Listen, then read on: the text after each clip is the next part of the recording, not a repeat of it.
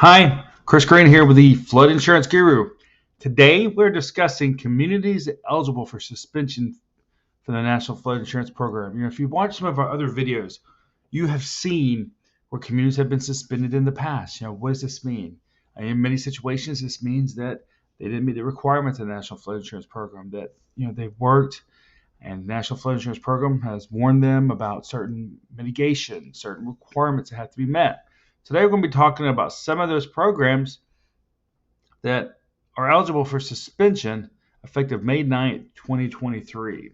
One of these big communities that's kind of alarming, and you can see here on our report, is the Georgetown, South Carolina area. Now, this is an area that is prone to flooding.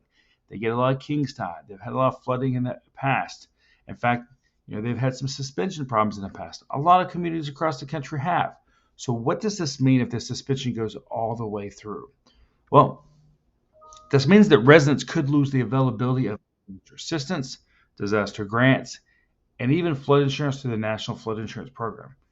Does it mean that private flood insurance won't be available? No, not necessarily. Now, some will stop offering flood insurance in these areas if they see this community has been suspended, because it means that certain mitigation efforts may not be taken care of. But effective May 9th, 2023, there's the King William area of Virginia, the unincorporated areas. We're talking about King William, the West Point area. Now, what's important to understand here is that communities inside a certain county could be suspended and not necessarily the county. So that's something you really want to pay attention to here. And we'll have a blog out on this video as well that talks about this and it links it to certain areas so that you can understand what your flood insurance availability is going to be in these certain areas.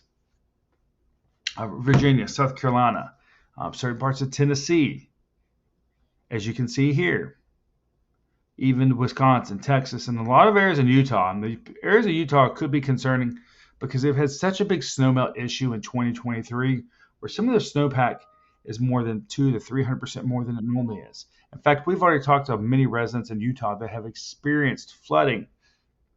So that's what we wanted to talk about today's video, is really a list of some of these communities and the threat that it could bring to residents by these suspensions going through effective May 9th, 2023. Remember, if you got questions about some of these, what are your flood insurance availability options?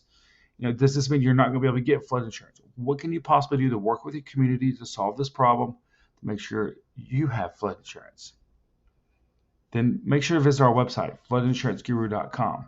My name is Chris Greene, president and owner of the Flood Insurance Guru, and I want to say thank you for tuning in today's video on suspended communities effective May 9th, 2023 when it comes to the National Flood Insurance Program.